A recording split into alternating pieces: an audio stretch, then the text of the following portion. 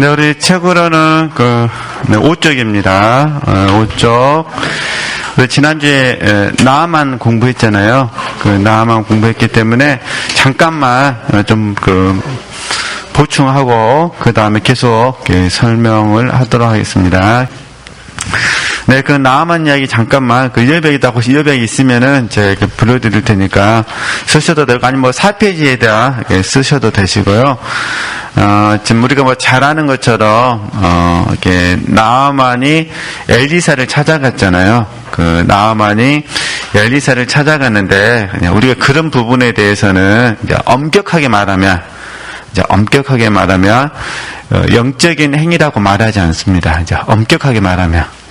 그 이유는 뭐냐면은 자기를 위해서 했기 때문에 우리가 이제 물론 이렇게 나만에게 좋은 점수를 주기 위해서 나만에게 이제 좋은 점수를 주기 위해서 예를 들면 나만이 겸손하고 나만이 순종했고 이렇게 말할 수 있잖아요. 그러나 이제 우리가 저희들은 좀 더 깊은 부분들을 보기를 원하잖아요. 그러니까 엄격하게 말하면 사실 나만이 엘리사를 찾아갔던 것은 영적인 행위라고 볼 수 없다. 이유는 간단해요. 누구를 위해서 찾아갔으니까요.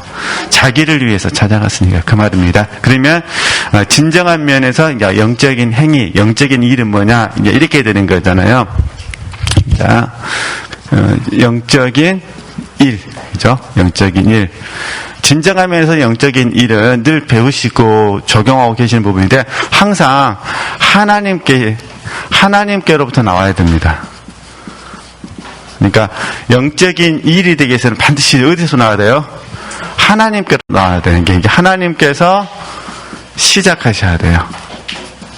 그래서 저희들이 분별하는 훈련을 하려는 이유가 여기에 있습니다. 그러니까 하나님께로부터 나온 것만 뭐가 되니까요? 영적인 일이 되니까. 그죠? 두 번째 그러면은 하나님께 나오는 걸 어떻게 할 수 있느냐? 그게 신령과 진정이죠. 신령과 진정. 특별히 진정을 적용할 때는 진리와 함께 이렇게 되는 거잖아요. 진리와 함께. 그러니까 신령과 뭐죠? 진정으로. 그래서 이 신령과 진정으로 특별히 이 신령이라는 부분을 공부하기 위해서 저희들이 하나님에 대해서 배우고 그 다음에 나의 영혼에 대해서 배우게 되는 거죠. 이 신령 때문에. 그래서 이 신령이 잘 되어질 때 이제 하나님과 관련돼서 저희들이 성령의 인도함이라 이렇게 부르게 되잖아요. 그러니까 다시 정리하겠습니다. 영적인 일은 항상 어디서부터 나와야 돼요? 하나님께로부터 나와야 돼요. 그러면 이제 구분을 하게 되면은 혼적인 일은 어떻게 될까요? 혼적인 일. 넓은 의미에서 육신의 일은 하나님께로 나오는 것이 누구나 그죠? 이게 옛사람 자아로부터 나오게 되죠. 자. 그래서 이 저들의 생각과 마음과 의지가 되는 거예요. 네. 이 자아로부터 나오는 거죠. 그러면 이제 영적인 일은 신령과 진정으로 하는 부분이지만, 혼적인 일은 어떻게 될까요? 혼적인 일은, 여기 이제 육신의 정욕과 안목의 정욕과 그 다음에 이생의 자랑이 되는 거죠. 이게 육신의 본능을 따르든지 정욕이니까 본능을 따르든지 안목의 정욕을 따르든지 아니면 이생의 자랑을 이렇게 따르든지 이거 사람마다 좀 차이가 있죠. 어떤 사람은 쉽게 말하면 이 부분은 이제 너무 좁게 말해 죄송한데 우리가 성적인 부분이 있잖아요. 성적인 걸 포함해서 본능을 말하는 겁니다. 본능, 성적인 걸 포함해서 본능을 말하는 거고. 그러니까 육신은 있는데 항상 우리가 늘 배우신 부분이 그거잖아요. 우리는 육신은 있는데 육신으로 행하지는 않는다고 배웠잖아요. 육신을 쫓지 않는 거니까. 그러니까 어떤 사람은 육신을 쫓는 것이고 어떤 사람은요. 이 안목은 이제 간단히 말하면 돈이죠. 돈을 쫓는 것이고 이제 이생은요. 명예 또는 권력 이제 이렇게 이제 아주 간단하게 이제 말을 하게 되면 네. 그러니까 육체의 본능을 쫓느냐 아니면요.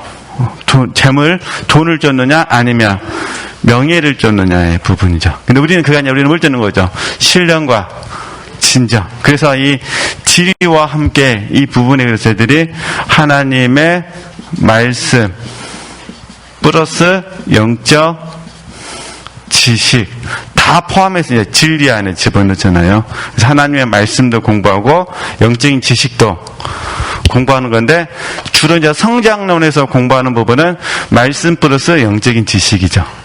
이렇게 되는 부분이거든요. 하여튼 이게 이제 늘 공부하고 계시니까 정리가 되실 것 같고 좀만 지우게 되면은 이 과정을 저희는 계속 성장하셔야 됩니다. 네. 그리고 이제 세 번째는 이제 자연스럽게 하나님께로부터 나오고 신령과 진정으로 저희들이 이 부분을 이제 순종을 해드리고 그럼 어떻게 하는 거죠? 하나님께서 역사하시죠. 하나님께서 역사하심. 이 쉽게 말해서 하나님이 행하시고 하나님이 이루심이 되는 거죠. 그건 네 번째 얘기 저희들 늘 배운 대로 우리는 통로가 되고 어떻게 하는 거죠? 동역이 되는 거잖아요. 그래서 이걸 저희들이 참여한다. 이렇게 부르기로 약속을 했잖아요. 저희들이 이렇게 언어적 약속했으니까. 그러니까 하나님께서 역사하신다는 개념 속에서는 하나님이 행하시고 하나님이 뭐 하신다는 거죠? 이루신다. 때로는 어떤 분들은 성취하신다. 이렇게 표현하시니까 다 같은 의미입니다. 네, 하나님이 행하시고 하나님이 성취하시는 거죠. 그러니까 다시 정리하면 하나님께서 시작하시고 그러니까 하나님께서 계획하시고 하나님이 행하시고 하나님이 이루시는 거죠. 그 과정에 저희를 뭐하는 거죠? 통로로서 한편으로는 동역으로서 뭐하는 거죠? 참여하는 거죠. 그러니까 감사가 되는 거예요. 내게 기회 주셔서 감사합니다. 근데 이제 혼적인 일이 되면 어떻게 되느냐? 하나님께서 하시는 것이 아니라 누가 해야 되는 거죠? 세 번째, 이게 세 번이니까 내가 하는 것이 되는 거죠. 그러니까 내가 행하고 내가 뭐 하는 거죠?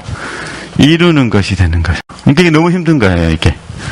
내가 하고 내가 이루려고 하다 보니. 그래서 설사 이제 결과가 주어졌어요. 그럼 어떻게 될까요? 결과가 주어졌으면 통로, 동역, 참여라는 개념이 아니라 이제 결과가 주어지면 여기서 이제 자기도 모르게 자기 의가 나오게 되고 자기 공로가 나오게 되는 거죠. 그래서 진짜 예수님 표현을 빌리면은 자기 상을 다 받게 돼버리는 거죠. 이 땅의 삶을 살면서 자기 상을 받게 되는 거죠. 통로 동역은 하나님 우리에게 상을 주시는 것이고 그러잖아요. 하나님께서 우리에게 상을 주시는 개념이고 그럼 잠깐 쓸까요? 여기다가 그러니까 하나님이 저와 여러분에게 상을 주시죠. 상을 주심. 근데 최고의 상이 뭐냐? 하나님이시죠.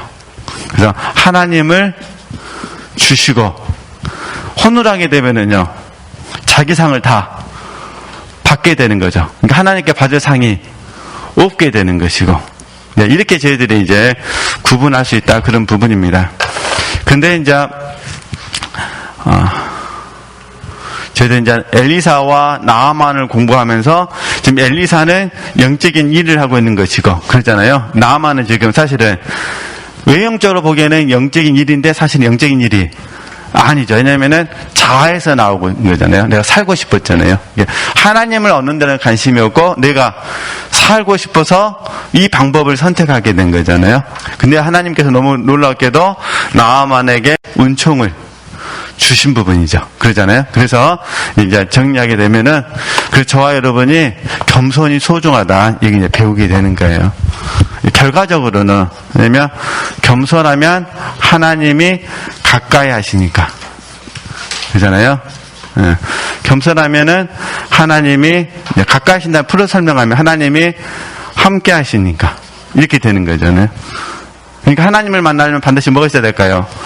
겸손이 되는 거죠. 그래서 여기에 이제 좀 더 보충하면은 하나님의 은혜가 필요하게 되죠. 하나님의 은혜가 필요하다라는 이 부분을 표현하는 단어가 아니라 뭐가 되는 거죠? 이제는 겸손이 되는 거죠. 그러니까 겸손한 사람은 하나님이 있어야 되고, 겸손한 사람은 하나님이 함께 하셔야 되고, 겸손한 사람은요, 하나님의 은혜가 필요하게 되는 거죠. 이게 이제 자연스럽게. 그래서 저희들이 정말 마음에 깊이 동의하고 소원하는 말씀이 고린도전서 15장 10절 말씀이잖아요. 그러잖아요. 나의 나된 것은 하나님의 은혜다. 그죠? 내가 다른 사도들보다 더 많이 수고한 것도 하나님의 은혜다. 그러잖아요. 그러니까, 이렇게. 그래서 저희들이 이제 좀 지우겠습니다. 지우고, 여기서 이제 적용하게 되면 이제 여러 번 말씀드렸으니까. 자, 1번, 항상, 뭐된 것은, 나된 것은, 이게 성장이잖아요. 그죠? 이게 나된 것은, 이게 성장하도록 하신 분이 누구시다? 하나님이시다. 그런 의미고, 내가 다른 사도들보다 더 많이 수고하였다. 그러니까, 하나님의 나라에 참여하였다. 이걸 이제 사도 바울의 표현을 빌리면 사랑의 수고가 되는 거죠. 그러잖아요. 사랑의 수고. 이것도 하나님의 은혜가 된 거죠. 그죠? 그렇게 이해하시면 되실 것 같습니다. 네. 그러니까 반드시 하나님의 나라에 참여하는 사람은 사랑의 수고가 있어야 돼요. 사랑의 수고. 네. 그리고 우리가 전에 또 배우셨으니까 골로새서 1장 28절에서 29절, 특히 29절 말씀에서 그러잖아요. 힘을 다하여 뭐한다?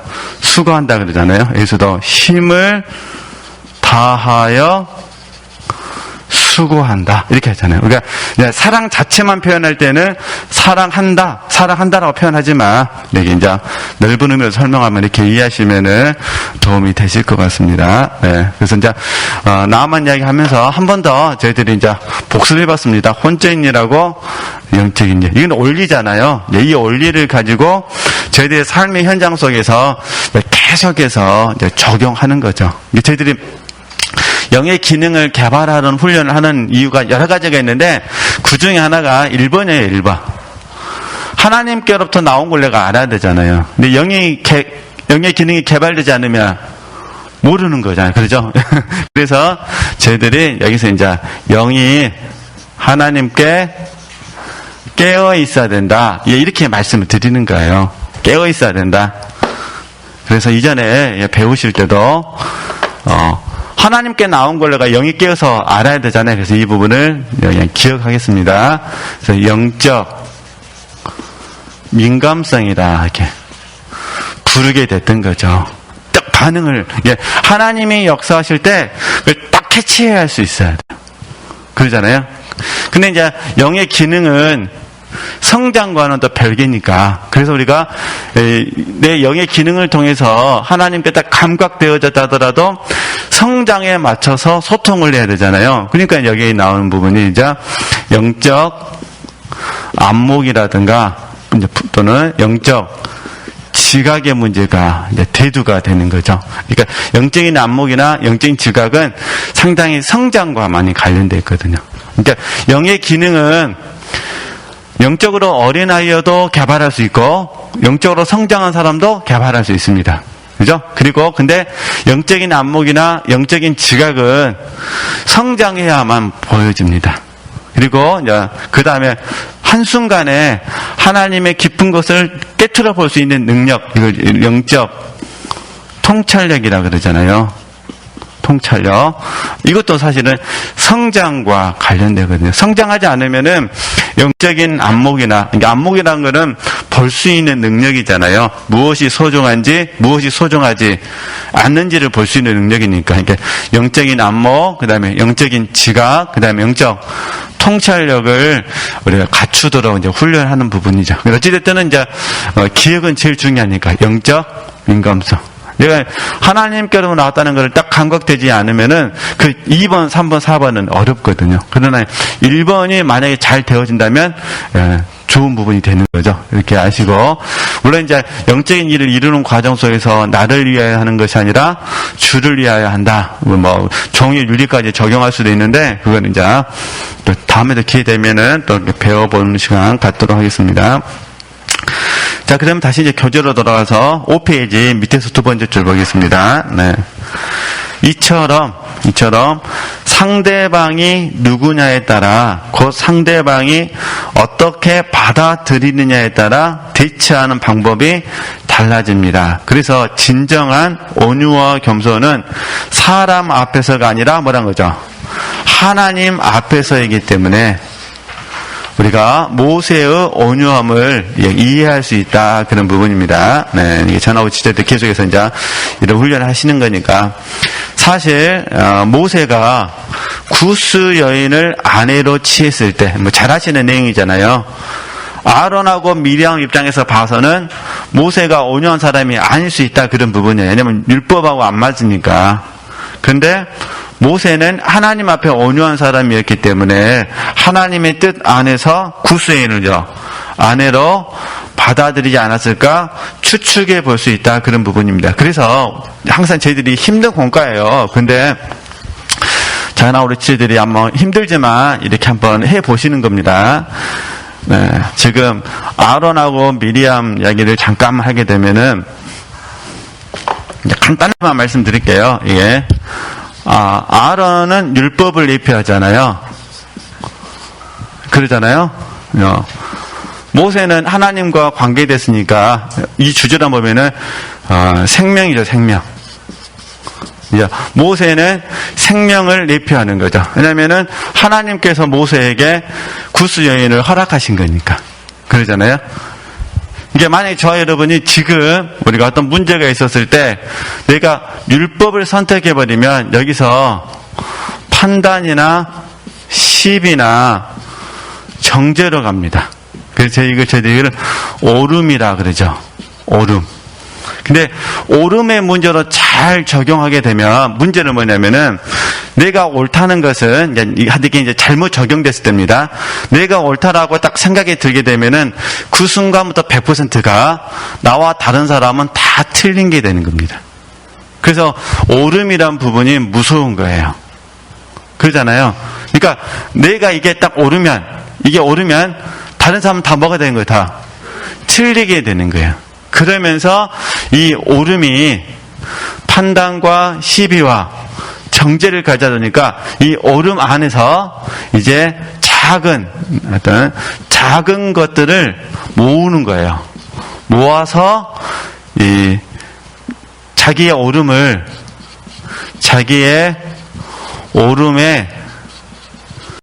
정당성을 부여하는 거예요. 그럼 이제 심각한 거는 제가 생명을 이야기했으니까 사랑과 생명이 없어요. 사랑이 없고 생명이 없어요. 누구 안에서? 내 안에서. 그죠? 내 안에. 진짜 이걸 보셔야 돼요. 내 안에서 사랑과 생명이 있는 상태에서 오름이 있다면 괜찮은 거예요. 근데 문제는 내가 오른데 이 오름이 내 안에서 나에게 사랑을 빼앗아가 버리고 그다음에요. 생명을 빼앗아가 버린다면은 이 오름은 율법에서 나온 거예요. 그러니까 사실 우리가 하나님의 말씀과 성령의 빛비춤은 우리에게 무엇이 옳은지를 가르쳐 주거든요. 그러니까 생명도 우리에게 옳음을 가르쳐 주세요. 근데 하나님의 말씀과 성령의 빛비침이 우리에게 오름을 가져다 주는데 이 오름 플러스 뭐가 있다는 거죠? 여기는 사랑과 생명이 있다는 거예요. 그런데 율법이 가져다 주는 이 오름에는 뭐가 없어요? 사랑과 생명이 없어요. 어디 안에? 내 안에. 그러니까 이게 100% 뭐가 되는 거죠? 판단과 시비와 정죄가 되는 거예요. 특별히 사랑은 아니지만 사랑의 속성 중에 하나가 국률이잖아요. 국률. 불쌍히 여기는 거니까. 그러면 이래서 이 오름이 있을 때 상대방을 판단하고 시비하고 정죄한다면 사실 거기에는 뭐가 없어요? 국률이 여기는 마음이 없어요. 그러나 만약에 우리가 하나님의 말씀과 성령의 빛비침 가운데 오름을 적용한다면 반드시 뭐가 있다는 거죠? 사랑과 생명이 있으니까 국률이 여기는 마음이 있게 되는 거죠.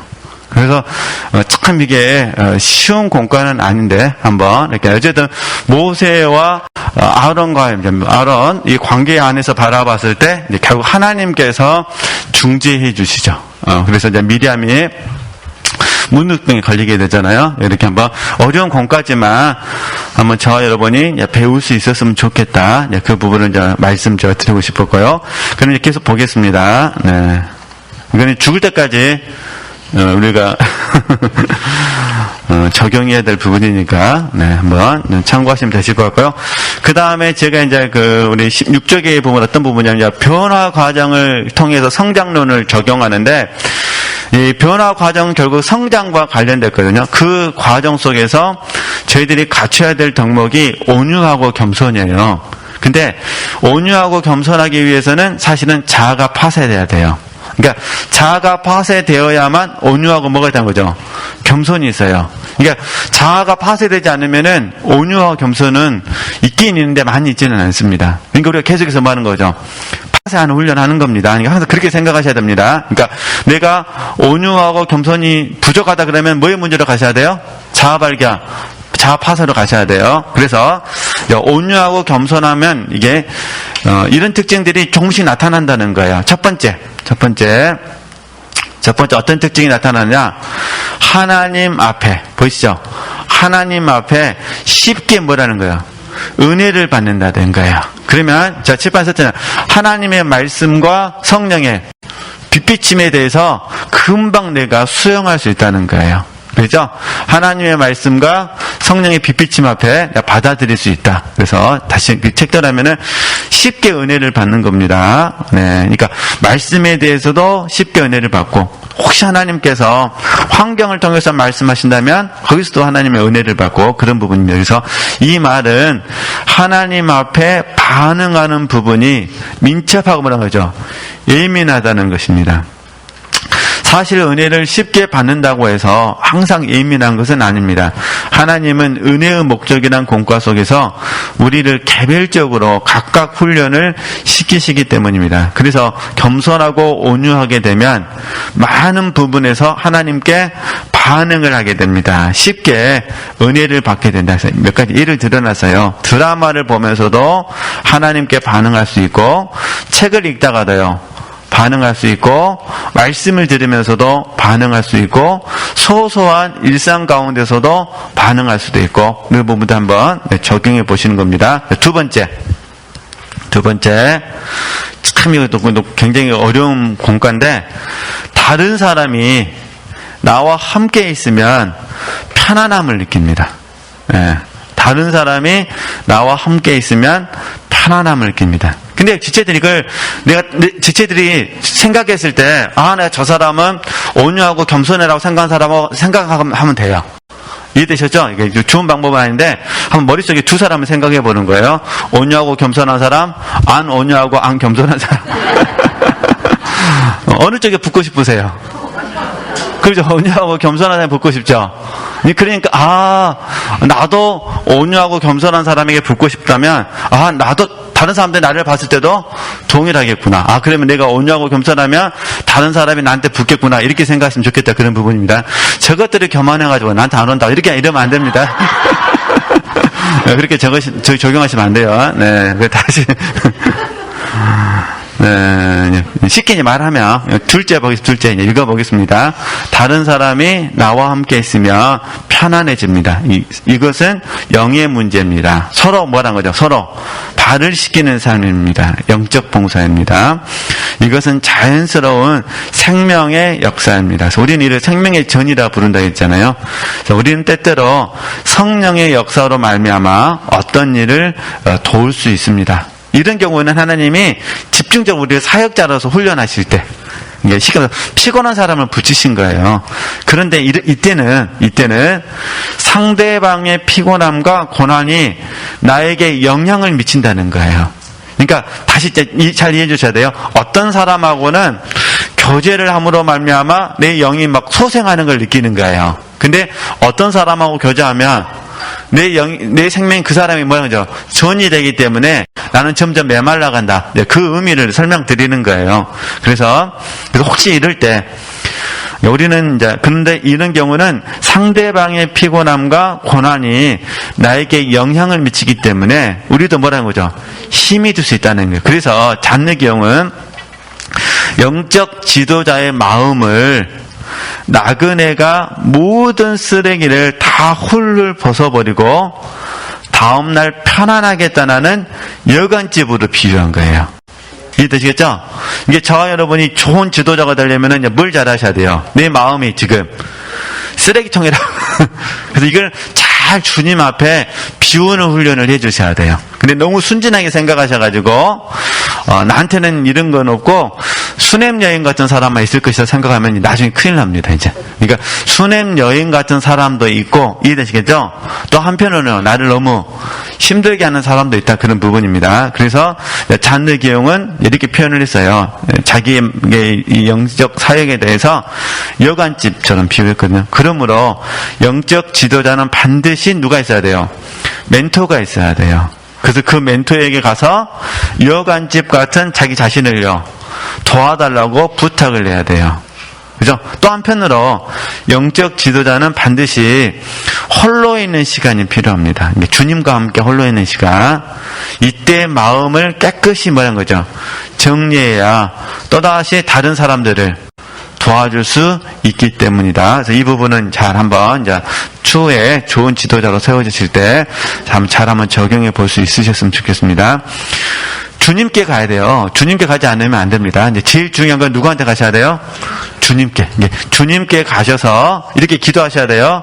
여관집 같은 내 마음을 주님 뭐 해주십시오? 깨끗하게 하시고 나를 이렇게 소승시켜 달라고 그렇게 해주셔야 됩니다.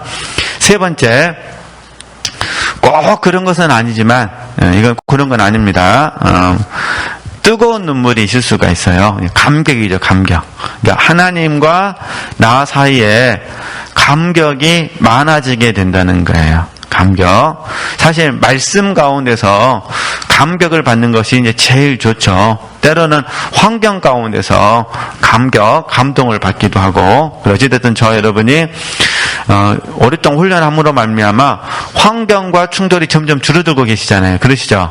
없는 건 아닌데 옛날과 비교하면 많이 편안하시잖아요. 그러죠? 그런데 그 이유가 우리 지체들께서 환경 가운데서 하나님의 음성을 듣기 때문이다, 그런 부분이에요. 그렇게 참고하시면 됩니다.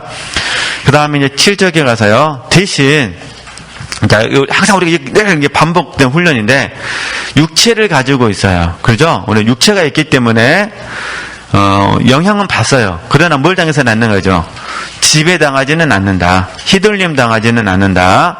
그리고 우리는 그 환경을 뭐 하셔야 돼요? 다스릴 수 있으셔야 된다. 그래서 제가 늘 자주 고백하는 말씀의 본문이 시편 57편이잖아요. 내가 새벽을 깨우겠습니다. 또 그래서 이렇게 마음을 확장하겠습니다. 이런 의미니까 그렇게 하시고 훈련하시면 되시고요. 어찌됐든 저 여러분이 잘 한번 훈련하셨으면 좋겠습니다. 세 가지 저희가 말씀을 드렸고요. 그 다음에 이제 다시 이제 다른 주제로 넘어가게 되면은 이제 오늘 좀 경륜에 대해서 공부하려고 그래요. 영적 성장론은 성령께서 우리의 영혼과 육체를 훈련시키시는 혹은 다루시는 과정과 뭐라는 거죠? 방법이에요. 그렇죠? 영적 성장론은. 그러면 잠깐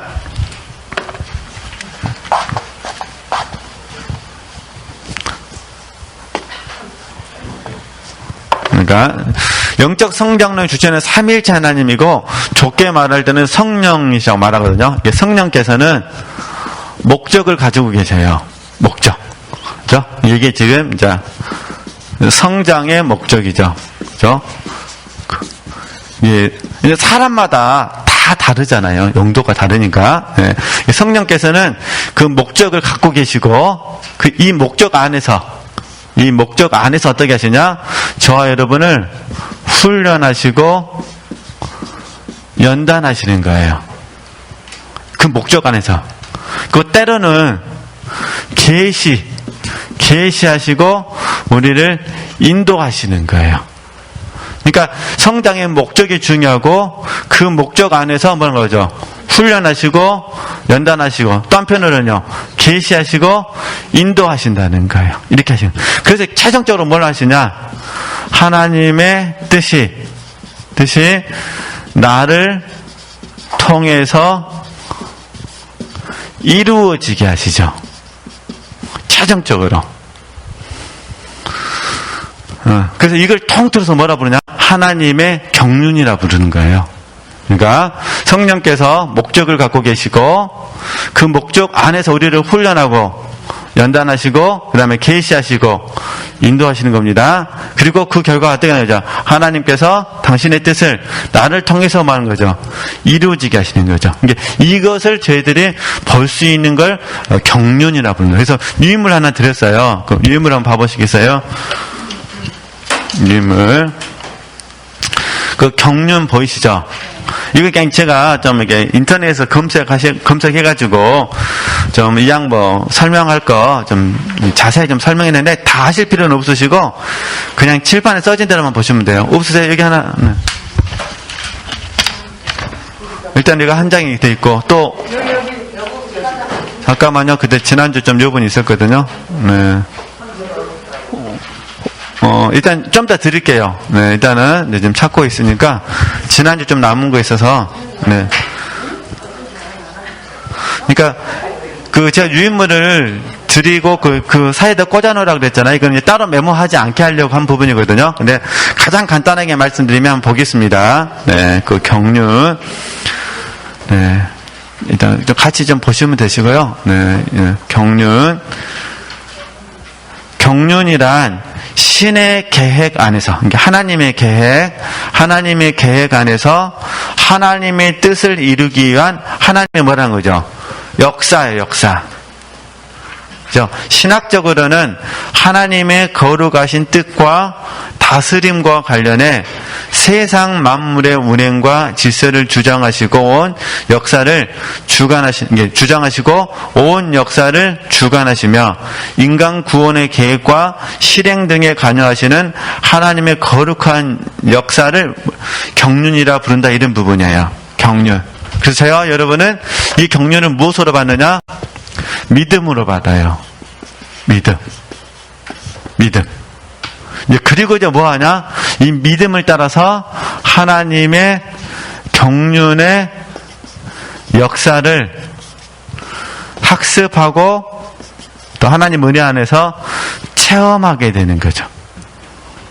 그러니까 가장 기본적인 부분은 뭐냐면은 하나님의 경륜을 저와 여러분이 믿음으로 받아들이는 게 중요해요. 일단은 받아들이고 그 다음에 뭐 한다는 거죠? 하나님의 경륜의 역사를 학습하거나 뭐 하는 거죠? 체험하는 거죠. 우리가 삶을 살다 보면 우리 이성으로는 정말 이해할 수 없는 많은 어려운 부분들이 있습니다. 그 어려운 부분들을 하나님의 경륜 안에서 이해한다는 것은 정말 어렵습니다. 그러잖아요. 근데 일단 문제는 믿음으로 수용하게 됩니다. 믿음으로 화합하게 되면은 그 다음부터는 하나님의 경륜의 역사를 학습하고 체험함으로 말미암아 이제 하나님의 경륜이 더 알아지게 됩니다. 그래서 감사하게 되는 거예요. 감사하게 되는 거. 이게 쉬운 공과는 아닙니다만 그래서 이게 그 관련된 성경 말씀도 한번 찾아서 보실까요? 네. 서두르지 말고 뭐 천천히 하시죠. 네.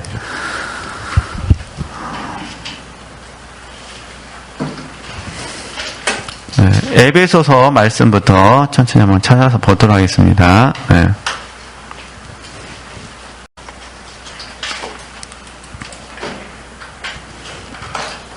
보통 저희 교회에서는 경륜을 구속서로만 설명하거든요. 다 같은 의미니까. 네.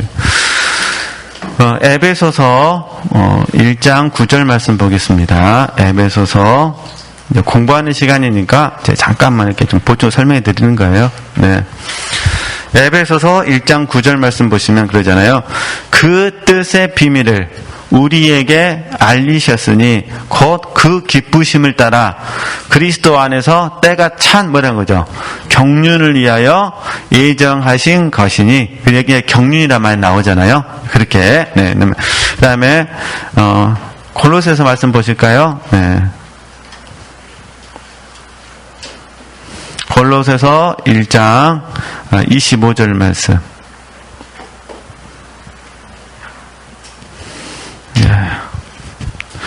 내가 교회 일꾼 된 것은 하나님이 너희를 위하여 내게 주신 뭘 따라서요?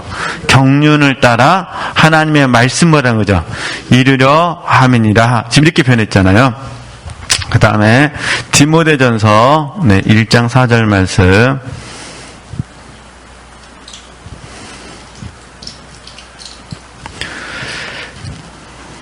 네. 제가 읽겠습니다.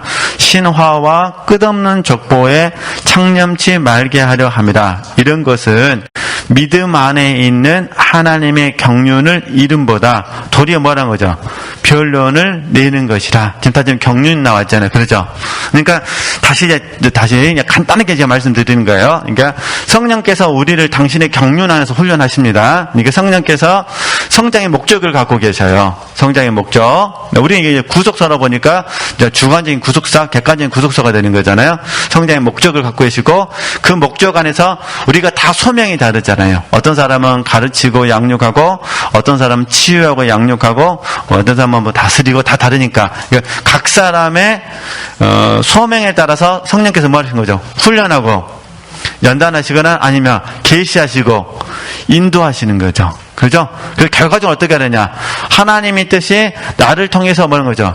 이루어지게 되는 거예요. 이걸 이제 통틀어 뭘 본다요? 경륜이라고 부르는 거예요. 그러면 사도 바울의 표현을 빌리면은 사도 바울은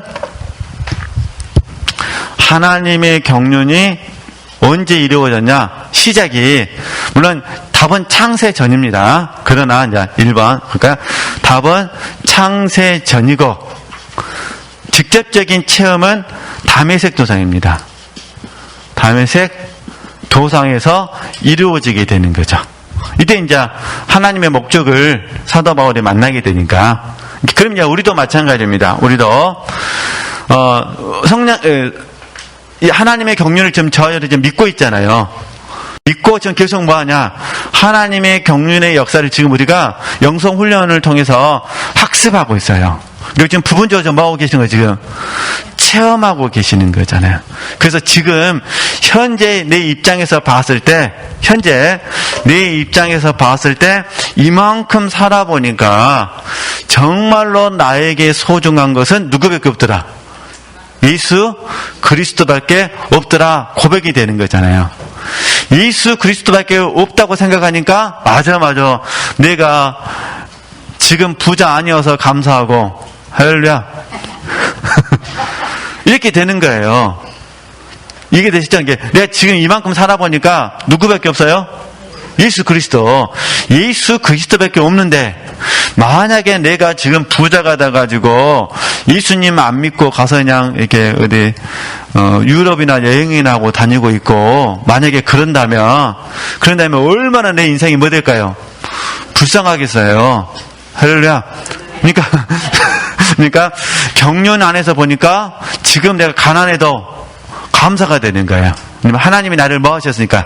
이 가난이라는 환경을 통해서 나로 하여금 누굴 믿게 하셨습니까? 예수 그리스도를 믿게 하셨으니까 이렇게 적용해 주셔야 돼요. 그렇겠죠? 그러니까 지금 사실 사도 바울 입장에서는요, 다메섹 도상에서 예수님을 만난 순간에 자기가 세상에서 물론 이제 종교적인 세상이지만 세상에서 꿈꿔왔던 것들 다 없어진 거예요, 지금 사실은. 그러잖아요. 자기가 지금까지 뭐 20년이든 이제 청년 때 했으니까 청년 시절 사도 바울이니까 20사락 하고 20년 동안 갖고 왔던 모든 것들이 한순간에 다 뭐가 되는 거죠? 수포가 되어지는 거예요. 그러잖아요. 수포 이게 아무것도 아닌 것이 되는 거예요. 근데 누굴 얻으니까 예수님 얻으니까 이게 뭐가 되는 거예요? 이게 보배가 되는 거잖아요. 그래서 이걸 저희들이 이제 빌립보서 3장 말씀과 연결하니까 배설물이라고 이렇게 부르게 되는 거잖아요. 해로운 것이다. 이렇게 이제 사도 바울이 고백하니까 이렇게 되는 거죠. 그리고 이제 세 번째가 뭐냐면 저희들이 몇 구절 말씀을 읽었잖아요. 에베소서 말씀, 디모데전서 말씀, 골로새서 말씀 읽었는데 세 번째가 뭐냐? 하나님이 다메섹 도상에 만났을 때 하나님께서 사도 바울에게 주셨던 경륜이 뭐냐면은 이방인에게 복음을 전하는 거예요. 그죠? 그러니까 사도 바울 입장에서는 이방인에게 복음을 전하라는 하나님의 경륜이, 그죠? 에베소 교회는 지금 이방인 교회잖아요. 너희들에게 임했다 그 말이에요. 이해되시죠? 왜냐면 에베소 교회는 이방인들이 지금 예수님을 믿게 된 거니까. 그죠? 그 다음에 이제 디모데전서, 디모데에게 들려주신 이야기, 그 다음에 골로새서도 마찬가지예요. 쉽게 말해서 이 만남 자체도 뭐라는 거죠? 하나님의 경륜이다, 그런 의미예요. 그리고 이 경륜이 지금 누구에게 이루어졌냐? 네 번째, 사도 바울에게 주셨던 하나님의 경륜이 지금 저와 여러분께 날아가겠습니다. 우리에게 지금 한 거죠. 하나님의 경륜이 지금 우리에게 이루어지게 된 거죠. 지금. 그렇죠? 하나님의 경륜이 지금 나에게 이루어지는 거예요. 그래서 우리는 이것을 이제 믿고 뭐 하시려고요? 믿고 학습하고 믿고 뭐 하는 거죠? 체험하게 되는 거죠. 그래서 결과적으로 알게 되어지는 거죠. 알므로 가게 되는 거예요. 결과적으로는. 그래서 지금 저희들이 이제 알긴 아는데 현재의 삶이 너무 힘들다 보니까 약간 하나님의 경륜에서 감사하긴 감사한데 조금만 감사하게 되는 거죠. 내가 원하는 무언가가 지금 이루어지기를 바라는 부분이 있으니까 그래서 그러는 거지. 사실은 우리가 본질적으로 보면 지금 우리가 하나님의 경륜 앞에 지금 많이 감사하고 있어요. 그러잖아요. 스스로에게 질문을 해보시면 되세요. 내가 이만큼 살아봤는데 내 인생이 앞으로 내가 얼마나 남아있을지 모르지만 지금 내 인생을 보니까 이 정도 살고 바라보니까 정말 소중한 것은 누구밖에 없더라. 예수 그리스도밖에 없더라. 이게 목적. 그 나머지는 필요. 이렇게 되는 거죠. 그래서 저희들이 이제 이 경륜 안에서 이제 삶을 사시게 되면 자연스럽게 이제 목적과 필요에 대해서 이제 구분하는 법을 이제 배우시게 되는 거예요. 그래서 필요 속에서 이제 늘 배우시잖아요. 지적도 배우시고 자족도 배우시잖아요. 늘 목적은 예수 그리스도가 되시는 거고. 그죠? 그러니까 예수님을 목적하고 나머지는요, 필요한 것이 되는 거죠. 그래서 필요에 대해서는 지적과 자족, 그 대신 이제 지적과 자족을 하려면은 누림이 있어야 되잖아요. 다 누림과 관련되는 거예요. 그러잖아요. 이게 목적 속에서 누리는 거거든요. 그러니까 우리는 어떻게 생각하냐면, 필요가 많으면 누린다고 생각하는데 사실 그러지 않아요.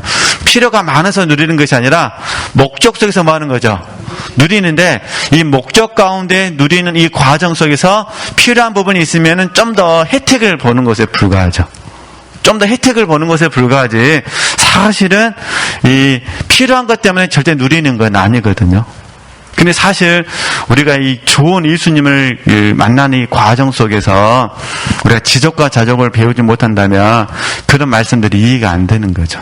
그렇잖아요. 우리가 무엇을 많이 먹느냐, 무엇을 많이 누리냐는 그런 지적과 자족 속에서만 적용하시면 되는 것이고 사실 진정한 누림은 어디서 나온다고요? 예수 그리스도에게서 나오는 거예요. 그죠? 나머지는 필요한 부분, 필요한 것이 없다는 것이 아니라 목적과 필요를 뭐 하자는 거죠?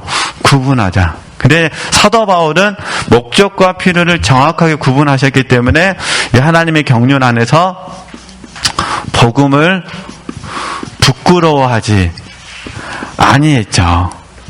그렇잖아요. 그러니까 우리도 마찬가지예요. 목적과 필요가 분명하지 않으면 사실은 부끄러워할 수 있어요. 근데 우리는 부끄러워하지 않을 수는 있는데 사실은 세상을 부러워하죠. 이게 이제 문제가 이게. 세상을 부러워하는 거예요. 그래서 교회 안에 세상적인 방법을 가져오게 되죠. 이걸 이제 실용주의라 부르거든요. 그러니까 복음을 부끄러워해서 그렇다기보다는 사실은 세상을 뭐 해서요? 부러워해서 그렇게 한다는 거예요. 목적과 필요라는 부분에서 그래서 사실 저희들이 하나님의 경륜을 받아들인다는 것은 참 어려운 것 같습니다. 그런데 다시 한번 저희들이 배웠으면 좋겠다. 그리고 그 경륜의 의미는 그냥 읽어보시면 되십니다. 제가 여기에 관련된 의미들은 제가 조금 전에 다 말씀드렸어요. 이렇게 사도 바울 향해서 말씀드렸기 때문에 오늘은 여기까지 하고요. 다음 주에 다시 그 영적 성장론 이 부분부터 7페이지 이 부분부터 공부하도록 하겠습니다. 하나님께 영광 돌리겠습니다.